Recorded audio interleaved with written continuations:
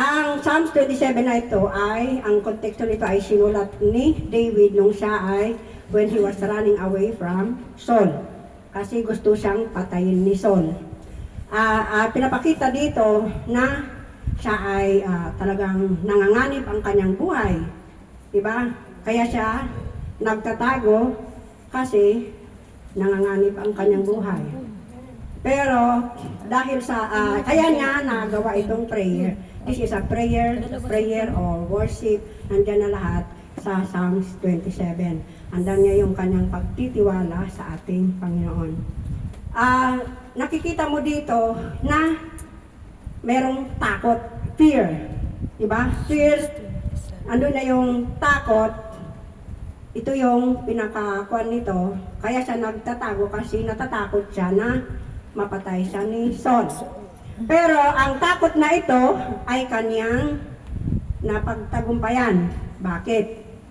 Kasi sabi nga dito sa title ng ating pag-aaralan ay true prayers will drive out fear. Amen? True prayer, kung tama ang ating panalangin, it will drive out fear. Hallelujah! Ano bang ibig sabihin ng fear? Fear. Fear and worry. Fear and worry are almost related. Pero ang kaibahan nito, sabi dito, fear is an emotional response to a real or perceived. Ano ba yung perceive? Yung akala natin, yung inaakala natin na threat or danger. Yung may threat sa buhay natin. Peligro, panganib, fear. So, ibig sabihin, emotional response. Ang worry is a mental habit of projecting fears into the future, and it often steals our peace. Amen? Pag nagwa-worry tayo, doon nagsisimula ang takot.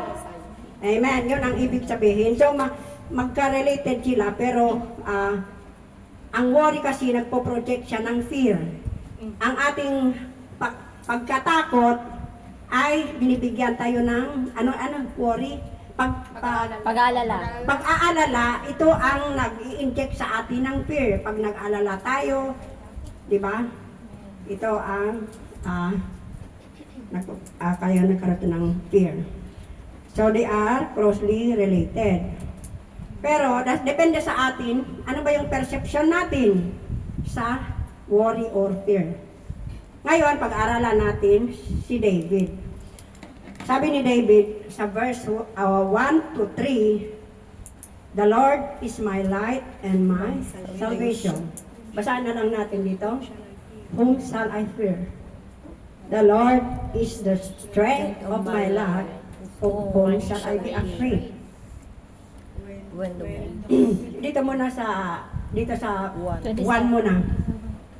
The Lord is my light and my salvation. The Lord is my light. Di ba sabi ni Jesus, I am the light of the world, and those who follows me will not walk in darkness, but they have light in their life. John 8:12. I think John 8:12 or John 12:8. Ay, di ko alam kung baliktad o ano. Pero John 8:12. Sinabi niya siya ang light. Kung may light tayo, bakit pa tayo natatakot? Sabi nga ni Jesus, hindi daw tayo maglalakad sa madilim kung ang meron tayong ilaw. John 8:12. Amen. Kaya, whom shall I fear? Kasabi pa niya, my salvation. Nung siya ay lagi, di ba, ang dami niyang naranasan, si David. Dahil hinahabol nga siya ni Saul. Dami niyang naranasan. Pero God rescued him. Ni-rescue niya. Ang kwento nito about kay Saul, di ba, nung siya ay hinahabol. Ngayon, nung hinabol siya, nagtago siya sa cave. Pagkatapos siya paghahabol ni Saul, pumunta siya doon, nag-toilet doon. Di ba, toilet yung siya doon, siguro nagwiwi or what. Nagpo siguro. Tapos ngayon, hindi niya alam nandoon nagtatago si David. Ang ginawa ni David, nung sa ano, na nakuhanan niya ng yung kanyang laylayan ng kanyang damit na guntingan niya. Oo. So, dapat, sabi ng mga kasama, ito na yung panahon mo na patayin mo siya kasi hinahabol ka, ikaw ang gustong patayin, sabi ng kanyang kasama. Pero anong sabi niya? Hindi na niya mamansahan yung kamay niya sa pagpatay kasi do not, sabi sa Biblia, do not touch my anointed one. Yes. Kasi si Saul ay inanoint ni Lord Amen. bilang hari. So sa kanya hindi niya pwedeng patayin. Ano ang meaning nito? Ibig sabihin, si David ay nakaangkla kung ano ang kalooban ng Lord. So the first true prayers, ang principle of true prayers that drives out fear, the first principle is anchor in God's character. Amen. Amen. Pwede na siya nang patayin eh. Pero sabi, ano niya doon sa sinabi ng Lord na, wag. So ibig sabihin nakaano siya sa kalooban ng Lord. Kung ano ang karakter ng Lord. Amen? So,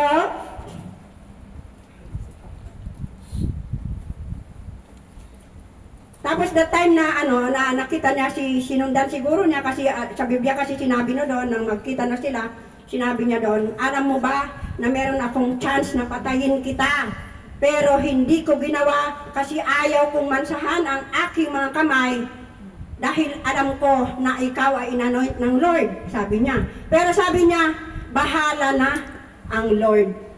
Ang Diyos ang magja-judge between you and me. So anong nangyari kay Saul? Anong nangyari? Di ba, nakipaglaban Paglaban. sila sa Philistine, siya ay pinatay niya ang sarili niya. Yes. Nasugatan siya, ayaw niya na pahirapan siya ng mga Pilisteo. Pilisteo ba yung Philistine? Yes. Oo. Kaya ang ginawa niya, pinatay niya yung sarili na. So, di ba, ang ganda ng ehemplo na si David, hindi niya ginawa dahil nakaangkla, yung guidance ni Lord, kung anong sinabi ni Lord sa kanya, doon siya nagtitiwala. Alam niya na may gagawin ang Diyos na hindi kailangan na gamitan pa niya ng kamay do na meron siyang pagkakataon. Amen? So, when we pray, pag tayo nananalangin, katulad niya, nanalangin tayo, kailangan natin ang mga financial, kailangan natin ang strength, pag tayo ay nanghihina. Pwede natin sabihin doon, yung sabi ng Lord din sa Psalms 23 verse 1, di ba sabi niya doon, the Lord is my shepherd, I shall be in what? Financial yun eh. Wala na kung ano kailangan pa, kasi alam ko, ang Diyos ay nagpo-provide sa lahat ng aking pangangailangan, di ba sabi niya. Amen. Kailangan natin ang yung kapayapaan, di ba? He leads me to the still waters. Sa Psalms 23. He restores my soul. Ibig sabihin, kung tayo lang hihina, i-restore niya ang ating kalakasan. Yung sabi, di ba? Binibigyan niya ako ng bagong kalakasan. So, andun niya lahat. Kung tayo ay nakaangkla sa kawil ng Lord, hindi tayo matatakot. Dahil alam natin, nagtitiwala tayo sa ating Panginoon na siya ay laging nandyan, lagi tayong sinasamahan.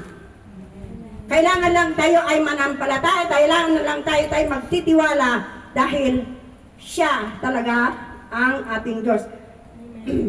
Meron akong sasabihin dito. Merong verse na lagi kong when I pray and when I experience yung mga, especially pag may mga bagay na yung parang natatakot ka, di ba sabi niya sa Romans 8:31 and 32, sabi niya doon, in all these things, di ba? In all these things, what can we say? If God is for us, who can be against us? So if God is for us, who can be against us? Bakit sinabi niya doon, if God is for us, who can be against us? Paano natin malalaman na ang Diyos ay para sa atin? Dahil sa kanyang sinabi sa verse 32 ng Romans 8:32. na siya, ibinigay niya ang sarili niyang anak dahil sa pagmamahal niya sa atin, ibinigay niya ang sarili niya anak para sa atin. How much more kung kailangan natin ay kaya niyang ibibigay ang lahat ng ating pangangailangan. Amen. Kaya bakit pa tayo natatakot? Halimbawa, lagi natin iniisip niya lagi kong inehemplo dahil na-experience ko financially. Minsan yung iniisip mo na hindi nakasya yung pera mo.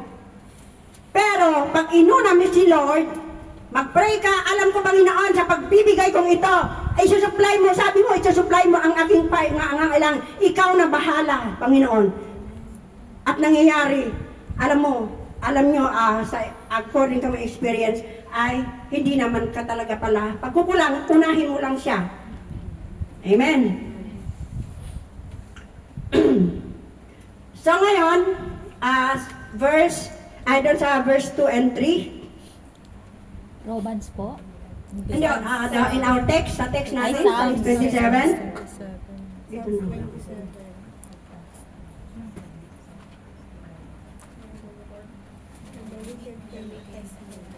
Maganda kasi sa New King James Version. King James. When the wicked came against me to eat up my flesh, my enemies and foes, they stumble and fall. Alam mo, naalala mo dong di ba, naalala natin si Goliath, di ba, pinatay ni David. Siguro ito yung, naalala din niya kasi, di ba, ang dami na, sige, ipapakain ka sa mga ibon, sabi ni Goliath sa kanya, di ba? Pero praise God, dahil sa kanyang, siya ay maka-Diyos, alam ng Diyos ang kanyang puso, na talagang siya ay may banal na takot sa Diyos, si David. Anong nangyari? Di ba she stumbled and fell. He died. Yes. Pinugutan siya ng ulo. Ayan.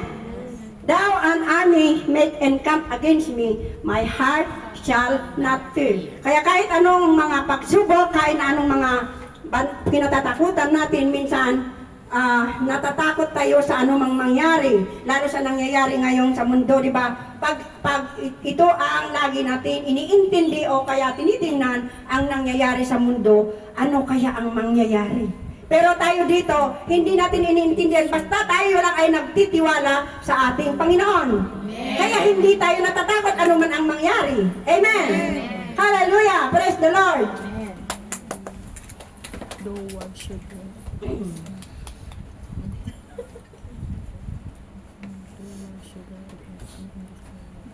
Lahat daw ng sabi, the Lord is my salvation. David experienced salvation kung siya ay niligtas.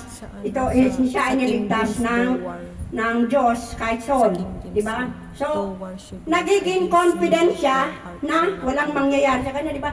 In this will I be confident sa verse 3. So, kailangan si David, meron siyang confidence.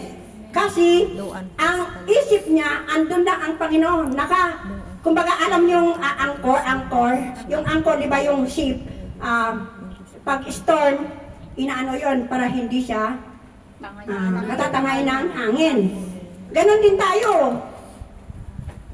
Kailangan nakaangkla tayo kung ano ang kalooban ng Lord. Ano ba yung mga karakteristik ng Lord na dapat natin tularan? Di ba? God is a faithful God, di ba? God can provide us anything. God is our light. Sabi nga, God is our light. Amen.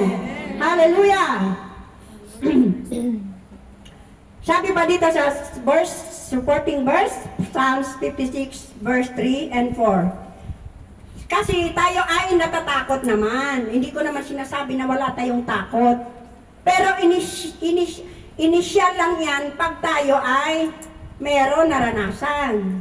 Halimbawa, pag sabi nga naranasan nyo na ba yung imagination minsan, nung bata tayo.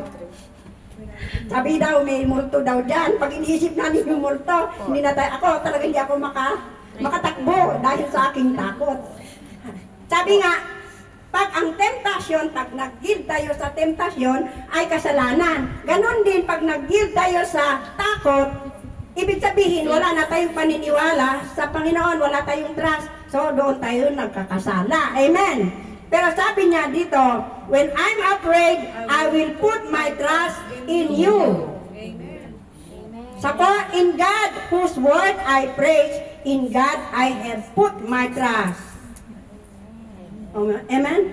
So kailangan, pag hindi tayo, para hindi tayo madadaig ng takot, sabi nga dito, magtiwala lang tayo sa kanyang sinabi. Ito ang sinabi ng Panginoon. Amen? Sa kanyang kasulatan. Yes, it is a sin. Di ba sabi ng, naalala niya yung 365 times, ano yon? Yung 365 times na sinabi sa Biblia. It was mentioned in the Bible. Kung naalala yun ng turo ko noon, sinabi ko yun, ano yun? Fear not. Fear not. Amen. Fear not. Amen. Kaya nga, di ba, 365 times in the Bible, fear not.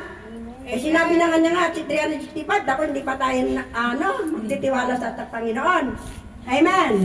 Because, sabi, remember, the beginning of fear, the faith is in.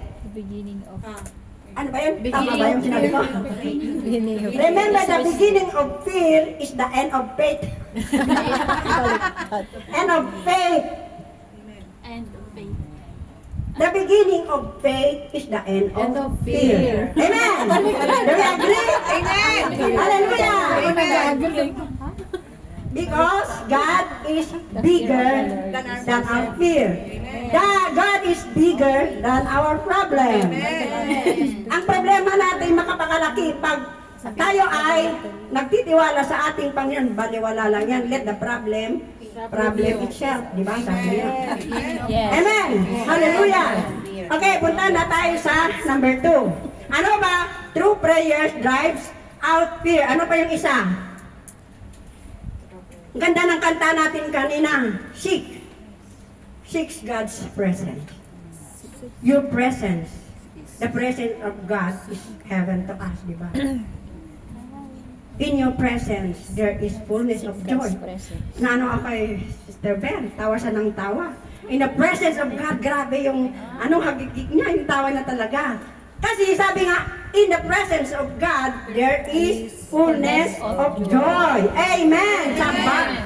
Psalm 16:11, sabi niya dito, you will make known to me the path of life. In your presence is fullness of joy. In your right hand, there is pleasure forever. Diba? Punta na sa verse 4. Sabi niya dito, one thing I desire of the Lord, that will I seek after, that I may dwell in the house of the Lord, and to inquire in His temple. Diba? Yung pagpunta ba natin dito, bakit sila tayo nagpupunta dito? Dahil gusto natin maranasan ang presensya ng Panginoon. Kasi ang presensya ng Panginoon, yan nakakapag-satisfy sa atin, di ba? Kahit anumang bagay, minsan, di ba, kung nire-reflect niyo yung buhay niyo mula simula, di ba, nung nandun ka sa Philippines, gusto kong mag-abroad para meron akong pera. Nang pumunta ka dito sa abroad, minsan, utang tayo ng utang dahil gusto natin yung maraming pera. Ibig sabihin, wala tayong satisfaction. Amen. Nang nagkaroon na tayo ng mga bagay-bagay, kasi noon, experience ko kasi, noon, nung bata ko, siyempre kami ay mahirap lang. Wala kaming pera. Siyempre, kailangan mong pera pag bibili. Gusto ko bumili ng, gusto ko yung mga, hindi ka makabili ng t-shirt. Ngayon, humingi ako doon sa uncle ko kasi ang dami niyang t-shirt, ang gaganda pa. Minsan hindi siya nagbibigay. So, mga bagay na, nung pumunta na ako dito, andyan na yung mga, nasatisfy ba talaga ako? Hindi. Gusto ko pa rin.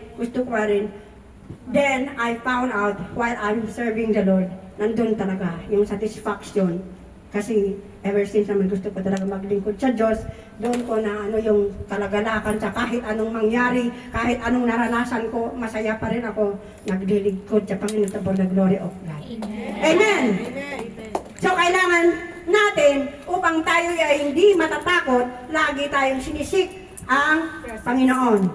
Ang presensya niya, sabi niya sa Jeremiah 29:13, seek me, and you will find me if you search me with all your heart. Paano tayo magsisik sa ating Panginoon? Through His words. Amen? Saliksikin natin. Ano ba yung kalooban ng Lord sa atin? Ano ba yung pinaka-importante sa atin? Sabi niya, one thing. Jesus to Jesus. Ano ba yung one thing ni Jesus? Sabi niya, one thing. Sabi niya, I have come to seek and save the lost. Niligtas niya tayo. Yan ang kanyang isang bagay na napaka-importante na ginawa niya sa atin dahil mahal niya tayo. So si David, ano ang one thing niya? Sabi niya, seek the Lord. Seek His presence. So, ganon din tayo. Amen. Alam ko, lahat tayo na nagpupunta dito, we are always seeking the presence of God because in the presence of God, there is joy. Amen. Amen. So, our great blessing is God Himself because He can satisfy us. We are created by God and for God. Okay, punta na tayo sa next. Pag hindi natin matatapos, pero 5, 10, 15. No, meron kaming ano eh. Okay. To behold the beauty that I may dwell in the house of the Lord all the days of our lives. Yung gusto natin, di ba, ang gusto ni David, gusto na all the days, hindi yung ngayon lang, hindi bukas, hindi sa isang taon lang, kundi all the days of our lives. Yung gusto natin na lagi tayong nandyan sa presensya ng ating Panginoon habang tayo ay nabubuhay. Ano ba yung panalangin nyo minsan na, kayo kasi sabi ko nga, Lord, yung panalangin ko talaga na hindi ako mawawala sa Panginoon habang ako ay nabubuhay na kahit andun ako sa Pilipinas. Hindi ko alam kung paano niya ako gagamitin sa Pilipinas, pero bahala na siya sa akin. Kung tayo, halimbawa tayo na, hindi naman tayo nag-forever dito sa Hong Kong, di ba? So, meron talaga yung time na andun na tayo. So, ang prayer natin talaga, gusto natin na maglingkod pa rin kasi gusto natin ang presensya ng Lord sa ating buhay dahil yan lang ang nakapagbibigay sa atin ng kagalakan, ano ba yung Tagalog? Satisfaction. Amen. To be, okay, next. And now my head shall be lifted up. Ito lahat part ito, in seeking God's presence. And now my head shall be lifted up above my enemies all around me. Di ba pag tayo ay nasaktan o napahiya, di ba nagbabaw tayo? Yung 47. Yung po tayo pag napapahiya tayo, nasasaktan tayo, di ba? Pero sabi niya dito, asa na ba yan? And now my head shall be lifted. And now my head, dyan, asa na ano my head? Believe, ano? Number 6. Ito, and now my head shall be lifted up above my enemies around me. So pag alam natin ang Diyos ay nasa sa atin nga, hindi tayo nakayuko. Dahil alam natin ang Diyos ay nasa taas, kaya nga pag nag-pray tayo, Panginoon, di ba? Ano tayo? Oo, hindi tayo Amen. Hallelujah! Naintindihan natin? Amen! Hallelujah! Therefore, therefore I will offer a sacrifice of joy in His tabernacle. Kaya tayo ay laging nandito, tayo ay nagpupuri, umaawit sa ating Panginoon dahil puspos tayo ng Kanyang presensya. Amen! Hallelujah! To God be the glory! Thank you, Lord! And I will sing. Yes, I will sing praises to the Lord. Okay, next. Punta tayo sa sunod.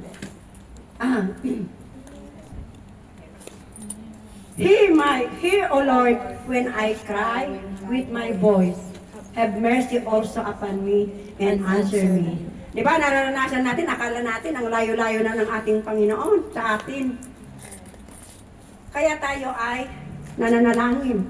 Akala natin, iniwan na tayo, pero actually, andan naman yung ating Panginoon. Kaya sabi, have mercy upon me and answer me. Amen.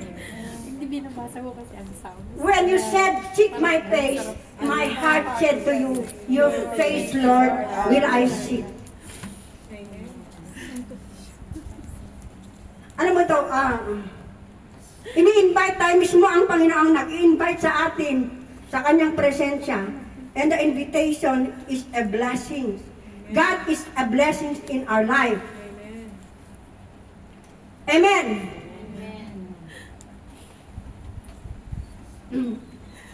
He require us to be intimate. Kung tayo ay nakakaranas yung akala natin, wala na tayong naasahan. Kasi noon, alam nyo, naranasan ko minsan yung that time, yung nangyari sa family problem.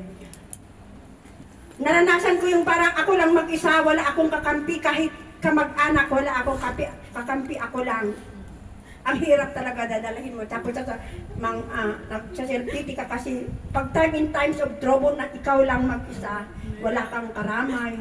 Naranasan ko yan nung ito ay for the testimony dahil ang Lord naman ang gumawa ng God is in control in everything. Nangyari nung namatay yung tatay ko, wala akong kakampi, hindi rin ako kakampi ng umuwi ako doon, di man ako sinamahan ng asawa ko kasi bundok siya namatay. Yung anak ko wala din. Parang tinalikuran ka na ng, pakiramdam mo talaga, tinalikuran ka na ng buong mundo. Tapos yung mga kapatid ko, parang okay lang naman yung kapatid ko, pero yung mga bagay na problema ng mag-asawa, parang naniwala pa yung mga kapatid ko that time. So, feeling ko that time, nag-iisa ko, kaya doon ako parang grabe yung lugmo ko doon, grabe yung self-pity ko sa sarili ko na ganito pala pag nakakaranas, mag-isa ka lang pala. Pero praise God, kasi ang Diyos ang may control sa lahat. Pero pinaparanas pa lang yan para ikaw ay magiging matatag. Amen. Amen. Ang Diyos ay laging nasa sa atin. Sabi nga niya, if God is for us, who can be against us? Amen. Amen. Do not hide your face from me. Do not turn your servant away in anger. You have been my help. Abi, you have been my help. Ano mo yung lagi natin pinapaalala? Halimbawa, may ginawa siya sa atin, nag-pray tayo noon, sinagot niya, pwede rin natin na, Lord, tinulungan mo ako noon, tulungan mo rin ako ngayon, kailangan kita ngayon. Amen. Amen. So, pwede natin i-recall yung mga ginawang kabutihan sa atin na nangailangan tayo pagkatapos sa ibang bagay na kailangan na naman tayo. So, Lord, do it again, Lord. Do it again for me. Amen? Naintindihan natin? Amen. Kaya masabi niya, do not leave me nor forsake me. But actually, God will not leave us nor forsake us. Amen. Kasi yun nga ang lagi niyang sinasabi. Amen. Amen. Do not be anxious for anything, But but for everything in prayer and thanksgiving. Diba? Yes. Huwag daw tayong mag-alala sa anumang bagay. Mag-pray lang tayo. At kasama ang pasasalamat sa Philippians 4:6. Okay, next. Teach me your way, O Lord, and lead me in a smooth path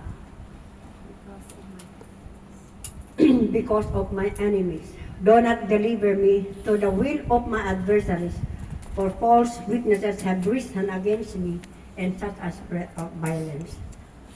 So, ito, nananalangin si David para sa, at tayo din ang nananalangin kung tayo nakakaranas na akala yung minsan pinagkakaisan tayo, di ba? Sinasabi ng mga kung ano ang sinasabi sa atin, ang sa Pilipinas, ang daming nangyayari. Di ba? Hindi mo alam kung sino na yung paniniwalaan mo sa mga false witnesses. Oo, na sinasabi. Pero tayo na nandito ay walang ganyan. Amen? Amen. In the presence of God, we will be satisfied with the goodness of His house, His holy temple. Dito sa Psalm 65 verse 4. Sabi niya dito, how blessed is the one whom you choose and bring near to you to dwell in your courts. We will be satisfied with the goodness of your house, your holy temple. Amen. This is the blessing in seeking God. In seeking God, kailangan din natin pag-aralan ang kanyang salita. Di ba sabi nga niya, ibabalik ko lang doon sa The Lord is my light. Kasi sabi niya doon, Your word, O Lord, is a light unto my path and a lamp unto my feet. So when we seek the Lord, we seek Him through His word. Amen. Hallelujah. Amen. Sa kanyang sinabi na ng kanyang ibinigay ang kanyang anak, ipinapakita doon na He loves us. Mahal niya tayo. So, anong gagawin natin? We love Him because He first loved us. Amen. So that God loves you and me. That's why we are here to hear His word so that we can reflect on what is important in our life. Ano ba yung importante sa atin dito sa buhay natin dito sa mundo? Ano ba yung pinaka-importante? Bakit tayo nandito sa church? Bakit tayo naglilingkod sa ating Panginoon? Dahil. Amen. Dahil gusto natin na makasama siya sa kanyang kaharian. Di ba sabi niya, God created us for Him. Amen. Amen.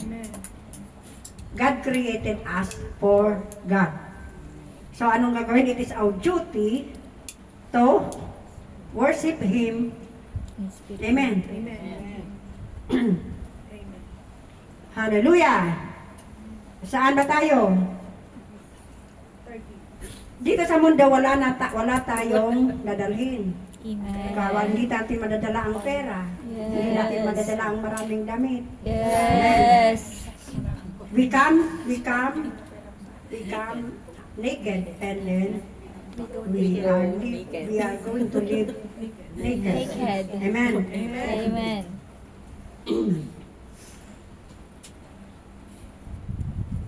Okay. Next. Sa ano na lang tayo? 14? 14. On the Lord. 13. Of good courage. Ano ang susunod? Pag tayo ay through prayers drive out fear. When we anchor in God's character and when we seek His presence. And when we seek His presence, halimbawa hindi nasagot ang ating panalangin ngayon, so we have to keep waiting in faith. Number 3, keep waiting in faith.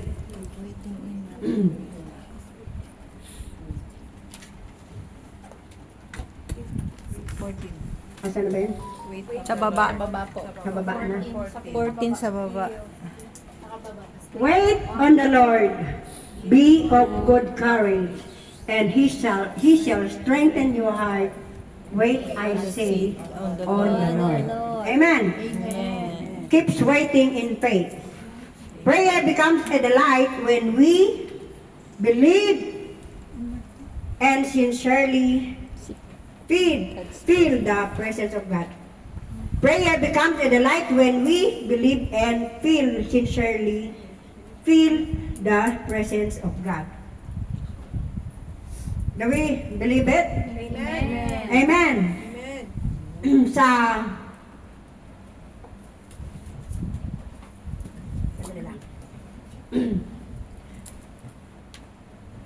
Di ba pag yung sabi dito sa Isaiah 49 verse 15 to 16, can a woman forget her nursing child and have no compassion on the son of her womb?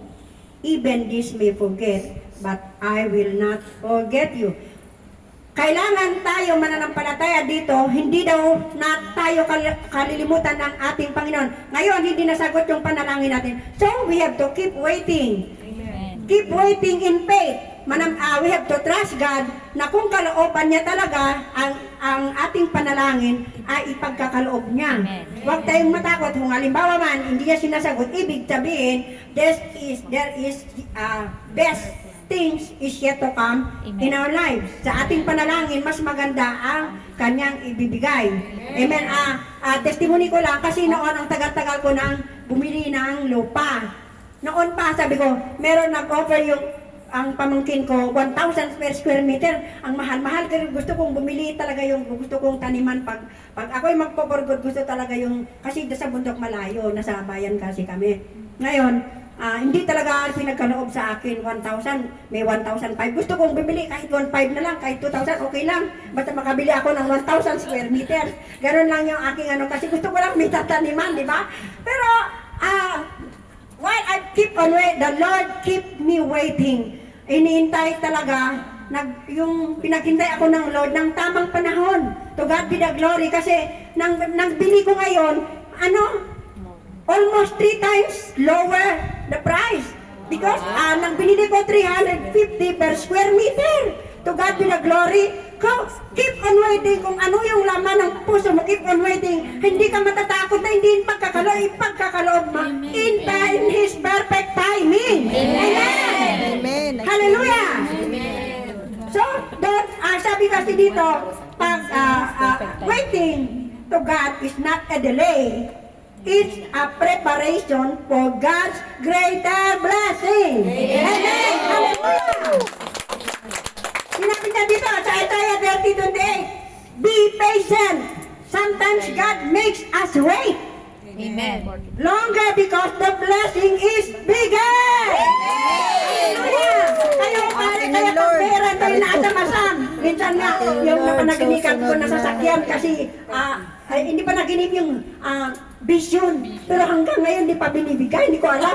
At saka tinitingnan ko yung mga sasakyan sa labas. Bakit wala yung kulay na nakita ko? Kahit tumitingin ako, kasi maganda kasi yun. Ang ganda naman ng sasakyan ko, sinakyan ko pa, ako pa nag-drive. Aking vision na yun alam mo sa vision ay isang iglap. Marami nang nangyayari sa isang iglap. Kaya para sinasabi na one day, sa Panginoon, Ano po yun? 1,000 sa atin. Amen. 2020? Kaya pag halimbawa gumanon na kayo, ang dami na nangyayari. Ano yun? Hallelujah! Hindi sila nagpasulat.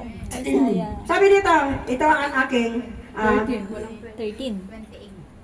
okay na, tapos Ano po? na tayo sa ating text. 13 Ngayon, daw. sabi niya dito, Psalm 34:8 and 10. Sabi niya, oh, taste and see that the Lord is good. How blessed is the man who take refuge in Him. The young lion do lack and suffer hunger, but they who seek the Lord shall not be in want of any good thing. Ibig sabihin, hindi tayo magkukulang. Di ba sabi niya sa Psalm 23, hindi tayo pagkukulangin ng ating Panginoon. Amen. He leads me in the He leads in the path of His righteousness. Ano yung sa He leads me in the online? righteousness for Hindi. His Lie name's down. sake. You make me lie down. He Makes ano me ba? lie down. He makes me lie down. in the green pastures. Amen. Ito ang pangako ng ating Panginoon kung tayo ay nagtitiwala sa Kanya. Amen. So hindi na tayo dapat matakot na hindi niya pagkakaloob. Amen. Pag hindi man niya ipagkaloob, ibig sabihin, there is yet a best thing to come in our life. Amen. God be the glory. Dito na ako nagtatapos sa aking katuroan at maraming salamat. Kaya meron tayo natutunan. Amen. Hallelujah. That's exact time. Ngayon, pwede tayong tumayo. Pwede tayong